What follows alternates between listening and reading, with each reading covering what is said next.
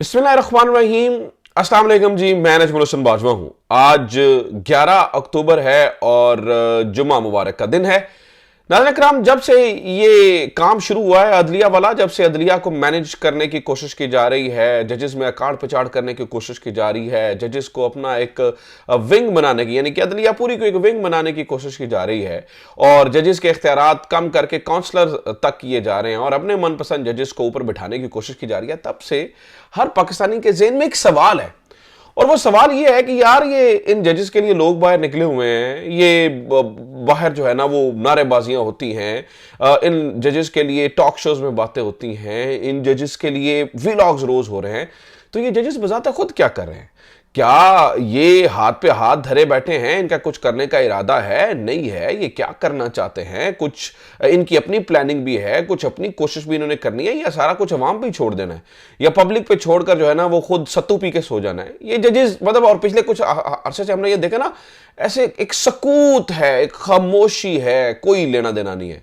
तो मैं पिछले कुछ दिनों से आपको ये बार बार बता रहा हूं कि जितना सकूत है, जितना सुकून नजर आ रहा है, ऐसा नहीं है। अच्छा खासा तलातुम है, अंदर अच्छी खासी हलचल है, लेकिन ये जजेस बड़ा फूंक फूंक के कदम रख रहे हैं, खास तौर पर सुप्रीम कोर्ट के अक्सरियती जजेस।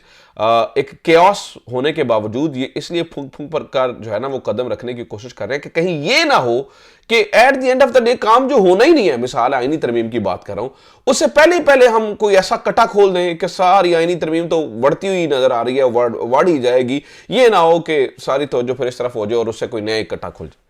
बहरहाल नाजरीन कराम, अब लगता यह है कि यह कट्टा मजीद बंधने वाला नहीं है, इस कट्टे को खोलने का वक्त हुआ चाहता है। जजेस ने वो जो जिनको कहा जा रहा था कि रिटेलिएट क्यों नहीं करते, रिटेलिएट क्यों नहीं करते, मुझे लगता है कि अब उन्होंने तेवर दिखाने शुरू कर दिए हैं और रिटेलिएशन शुरू कर दी है। मंसूर अली शाह साहब से इस बात का आगाज, मंसूर अली शाह साहब ने एक अहम तरीन मीटिंग को जो है ना वो मना भी किया और उसको प्रोटोकॉल फॉलो करते हुए जो है वो काजी फाइज ईसा को क्या कहा। जुडिशरी के इस वक्त व्हाट्सएप ग्रुप्स जो बन गए हैं, उन व्हाट्सएप ग्रुपों के अंदर क्या गुफ्तगू हो रही है।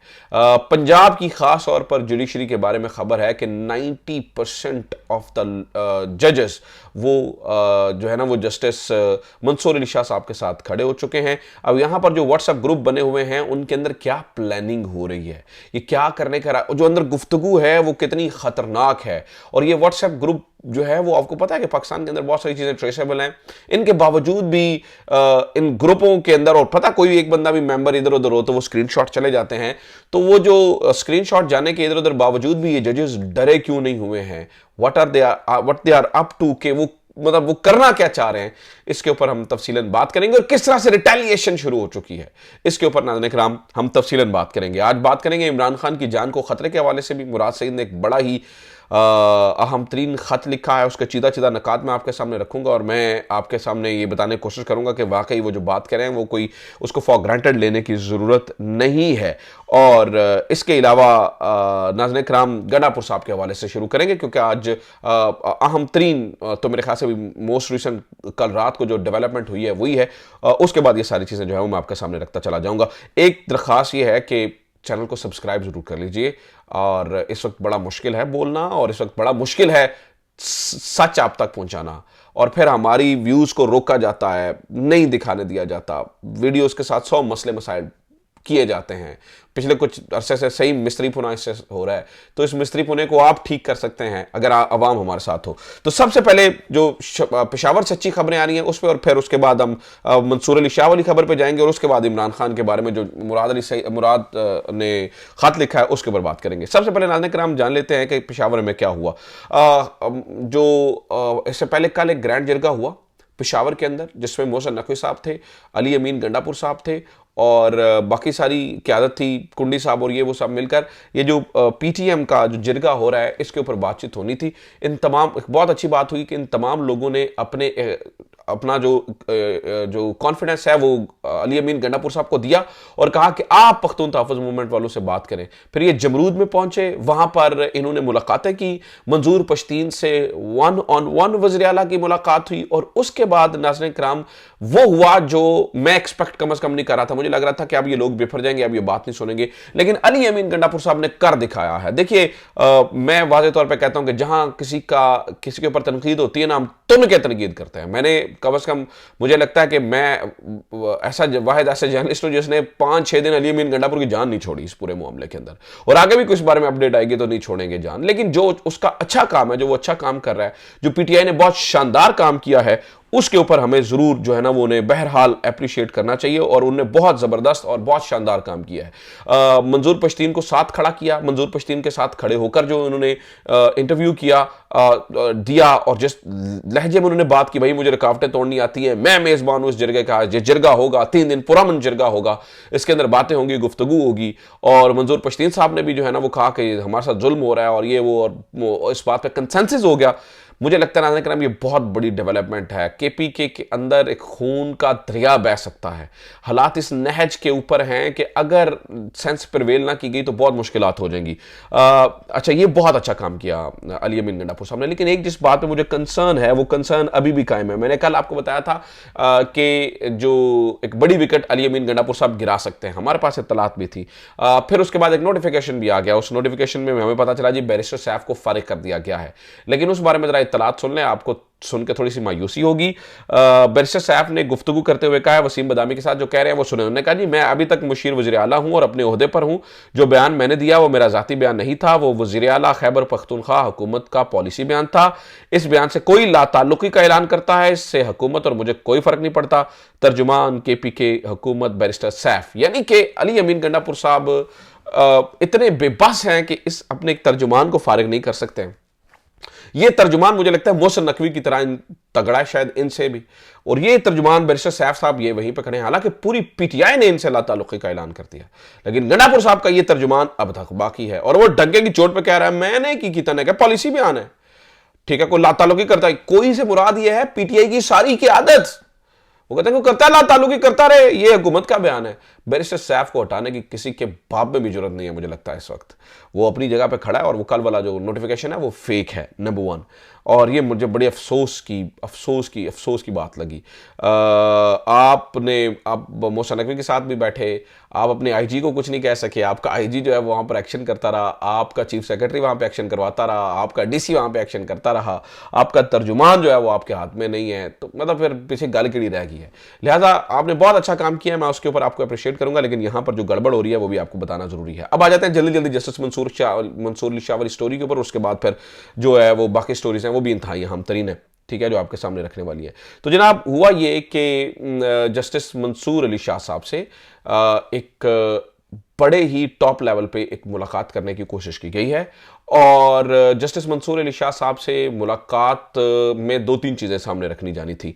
इससे पहले भी मुख्तलिफ जगहों से जस्टिस मंसूर अली शाह साहब से पैगाम रसानी के जरिए 2-3 पॉइंट उनके सामने बार बार रखे जा रहे हैं। नंबर 1 जो उनके सामने पॉइंट रखा जा रहा है वो ये है कि आप पीटीआई और इनके मामलात में नहीं बोलेंगे। नंबर 2 आप इलेक्शंस की कली नहीं खोलेंगे, और नंबर 3 ये जो इस्लामाबाद के जो जजेस हैं इनके साथ जो कुछ होगा आप उसके ऊपर खामोशी इख्तियार करेंगे।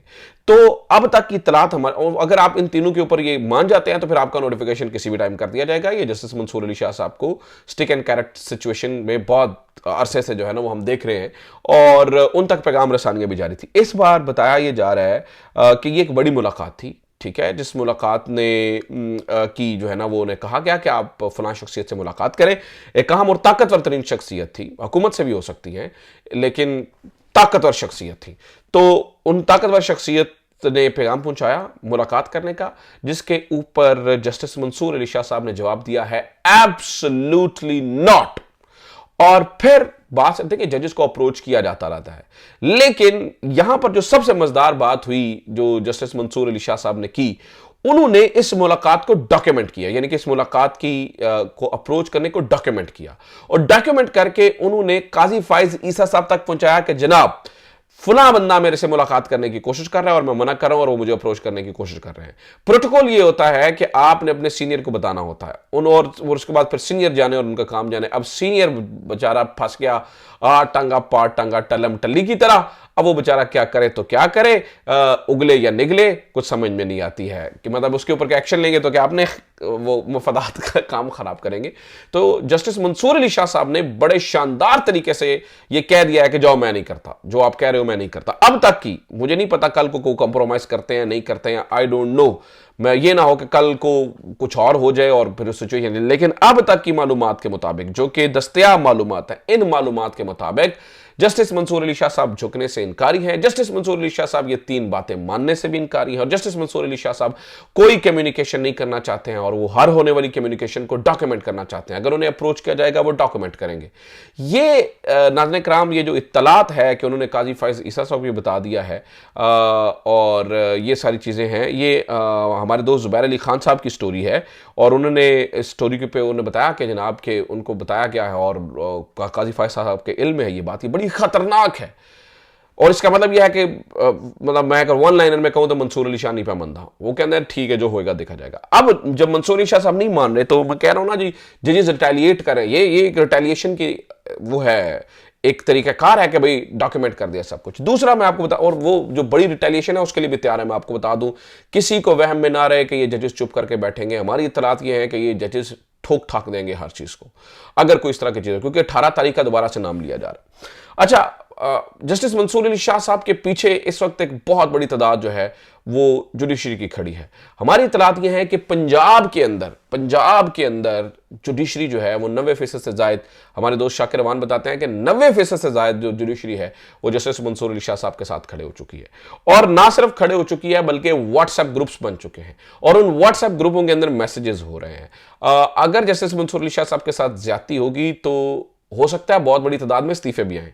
ऐसा नहीं होगा कि 90% जो है ना वो जुडिशरी इस्तीफे ही दे देगी, जिसमें ज़िलाई जुडिशरी भी है, जिसमें ये हाई कोर्ट की जुडिशरी भी है, लेकिन वो खड़ेंगे जस्टिस मंसूर अली शाह साहब के साथ। और जिनको इस्तीफों जिन्होंने देने होंगे वो इस्तीफे भी दे देंगे, जिन्होंने निज़ाम के अंदर रह के लड़ना होगा वो निज़ाम के अंदर रह के भी लड़ेंगे, वो बिल्कुल मैदान खाली नहीं छोड़ेंगे। तो और वो खुलेआम व्हाट्सएप मैसेजेस के ऊपर सुना बातचीत हो रही है, इसकी इत्तलात पहुंची है इधर उधर भी, लेकिन उन्हें कोई फर्क नहीं पड़ता, उन्हें घंटा फर्क नहीं पड़ता और वो खुल खिला के इस वक्त जो है वो जस्टिस मंसूर अली शाह साहब के साथ खड़े हैं।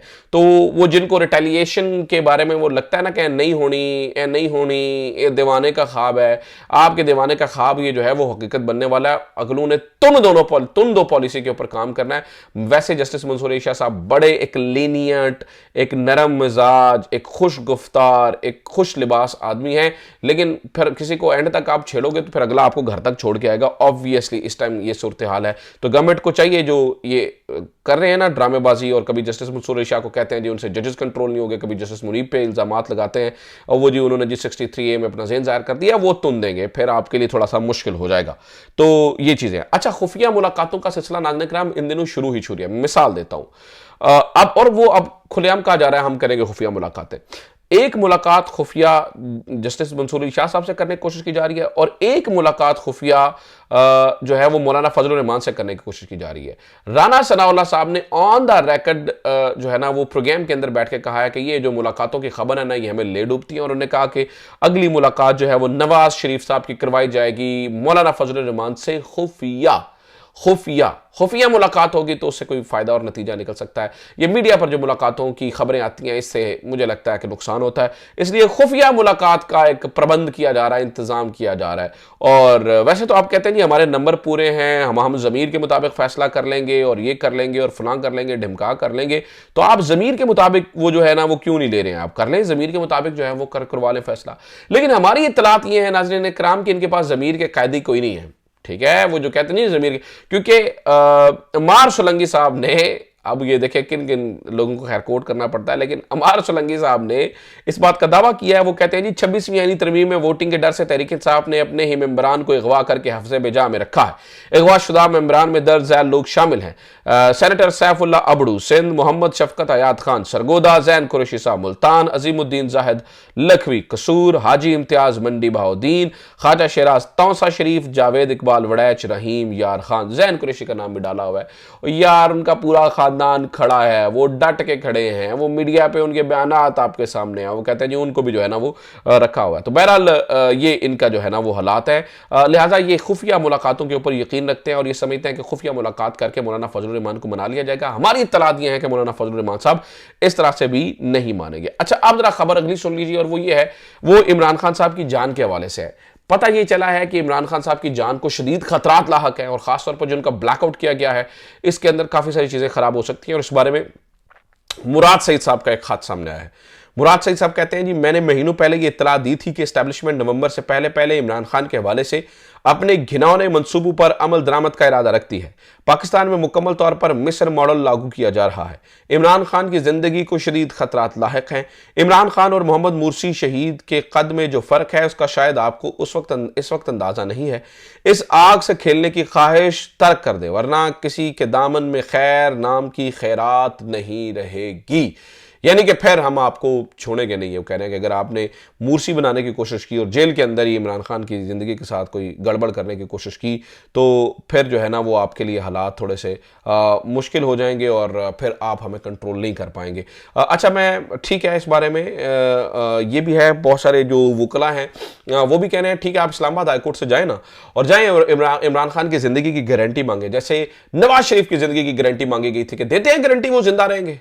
नवाज शरीफ की जिंदगी की गारंटी भी मांगी गई थी ना, तो आप जाएं अदालत के अंदर और आप जाकर जो है ना वो उनकी गारंटी मांगे। लेकिन मेरा ख्याल है कि गारंटी नहीं मिलेगी क्योंकि हर जगह पर मुनाफकत का इंसाफ, मुनाफकत की सहाफत और खुलडुल के मुनाफकत की सहाफत हो रही है और मुनाफकत की ही हर चीज़ें हो रही हैं।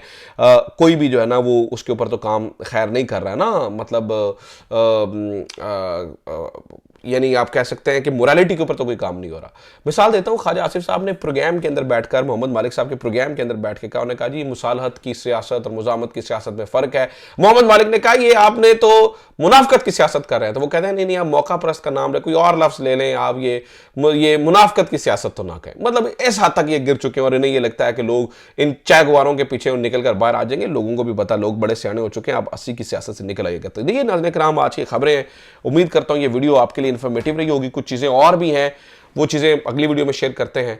ये अब तक की चीज़ें हो रही हैं। अपना ख्याल रखिए। खुदा हाफिज़। चैनल को सब्सक्राइब जरूर कीजिए। पाकिस्तान जिंदाबाद।